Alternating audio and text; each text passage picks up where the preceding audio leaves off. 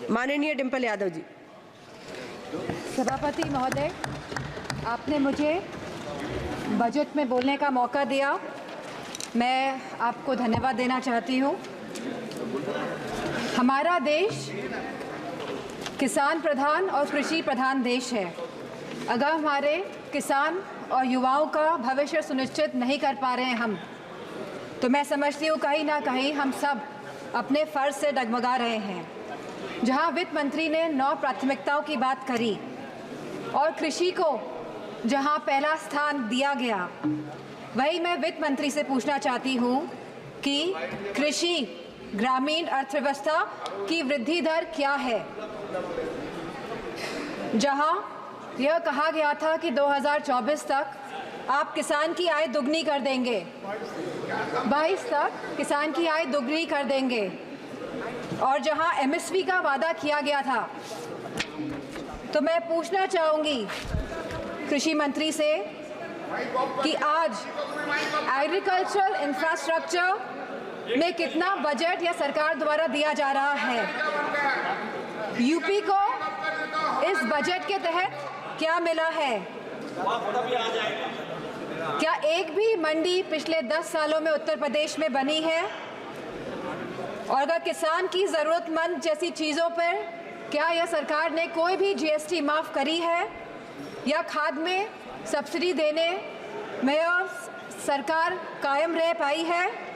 और जहां खुद प्रधानमंत्री आए थे उत्तर प्रदेश में विधानसभा चुनाव में, और उन्होंने वादा किया था उत्तर प्रदेश की जनता को, उत्तर प्रदेश के लोगों को, कि वो आवारा मवेशियों की समस्या से किसानों को हल दिलाएंगे, निजात दिलाएंगे, तो क्या इस आवारा पशुओं की जो समस्या है, जिसकी वजह से आज हमारा देश चौकीदार बन गया है, रात भर सो नहीं पा रहा है, तो क्या कोई प्रावधान बजट में रखा गया है इस समस्या को लेके?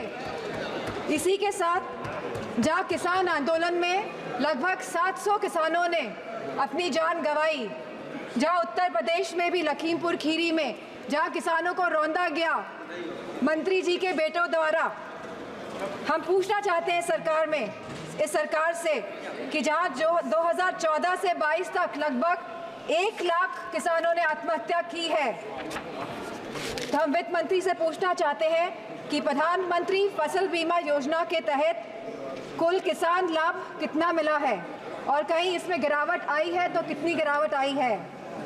यह सरकार लगातार 1 दशक से किसानों की अवहेलना कर रही है। गांव की अर्थव्यवस्था पूरी तरह चरमरा गई है, और इसकी एक बड़ी वजह महंगाई है। और जहां मनरेगा में इस सरकार ने 89,000 करोड़ का बजट दिया है, तो हमारी मांग है कि कम से कम 100 दिन की वेजेस मनरेगा के तहत लोगों को सुनिश्चित करी जाए, और लगभग 20% मनरेगा का बजट बढ़ाया जाए। इसी के साथ शिक्षा बजट में भी लगातार हमारा घट रहा है, जहां यह केवल आज 2.5% है of the total budget spending allocation, और जहां यूनेस्को ने ये बेंचमार्क दिया है कि लगभग यह 4 से 6% तक होना चाहिए, वही यूजीसी के फंड्स लगातार घटाए जा रहे हैं, और इसको लगभग इस बार 7 से 61% घटा दिया गया है। जहां हम बात करते हैं सस्ती और अच्छी शिक्षा की, वहीं यह सरकार लगातार शिक्षा बजट में बजट जो कम कर रही है, तो मैं समझती हूँ इनकी नीयत कहीं साफ नहीं है, मंशा कहीं सही नहीं है हमारे देश के युवाओं के और स्टूडेंट्स के प्रति। वहीं आज हमारे देश का युवा निराश है, जहां निराशा संभव को भी असंभव बना देती है।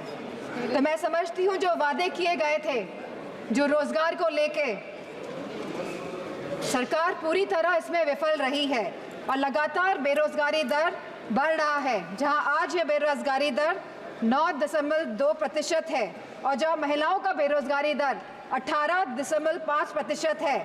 तो मैं समझती हूँ लगातार युवाओं का मनोबल गिराने का काम इस सरकार ने किया है, और अग्निवीर जैसी योजना ला के इस सरकार ने नौजवानों का, युवाओं का, इस देश की प्रतिष्ठा का सम्मान गिराने का काम किया है।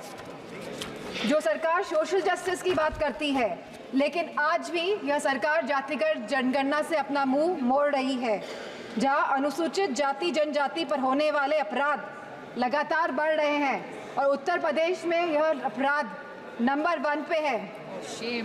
और साथ ही महिलाओं के साथ जघन्य अपराध लगातार बढ़ रहे हैं। उत्तर प्रदेश आज इसमें भी टॉप लिस्ट पर है। तो मैं पूछना चाहती हूँ कि महिलाओं को सुरक्षा को लेकर यह सरकार क्या कर रही है।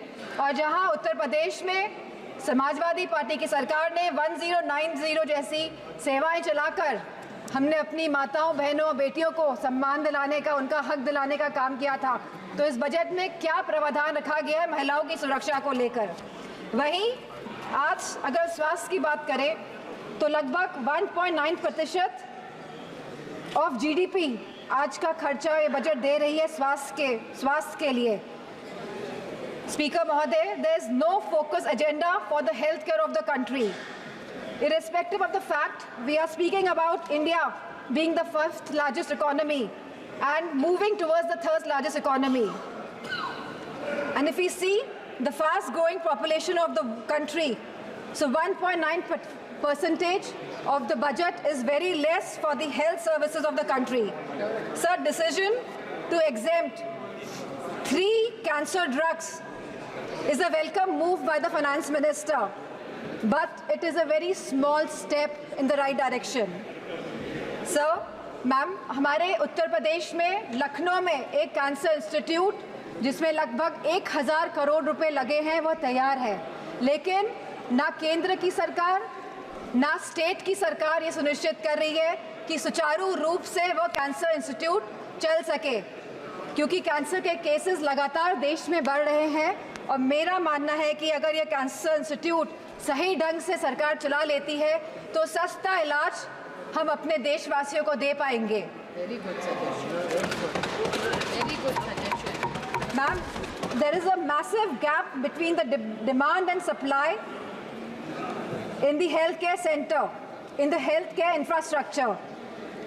The doctors, the nurses, the technicians, इन सब की बहुत भारी कमी है। और जो बड़े बड़े वादे कर रहे हैं और जो बड़ी बड़ी बातें कर रहे हैं कि हमने बहुत बड़े बड़े एम्स बना लिए हैं, मेडिकल कॉलेजेस बना लिए हैं, लेकिन 100% तरीके से कोई भी मेडिकल कॉलेज या एम्स सुचारू रूप से प्रदेश में नहीं चल पा रहे हैं, क्योंकि भारी डॉक्टर्स की कमी है, नर्सेस की कमी है, टेक्नीशियंस की कमी है।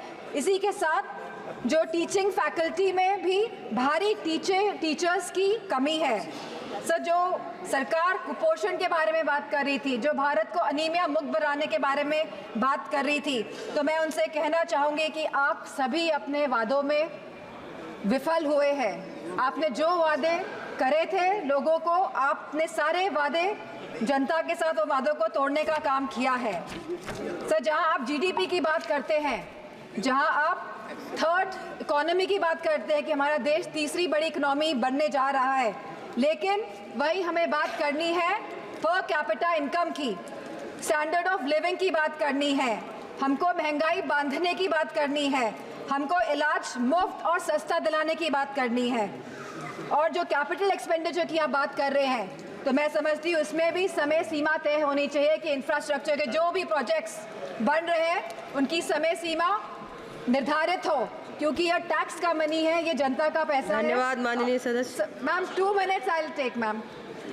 यह जनता का पैसा है और इसे सही ढंग से इस्तेमाल करने के लिए हम सब प्रतिबद्ध हैं। सर, इसी के साथ मैं कहना चाहूँगी कि reformative and revolutionary changes can come in the country even after 11 years, but the dedication and concentration is required from the government. Nothing can alter the past, but responsible behavior by the government. And I'm not playing a blame game here. I'm saying a responsible behavior is the behavior in which we are responding to the present situation. And if the government plays a responsible behavior, then formative changes can come in the country. Thank you, Speaker.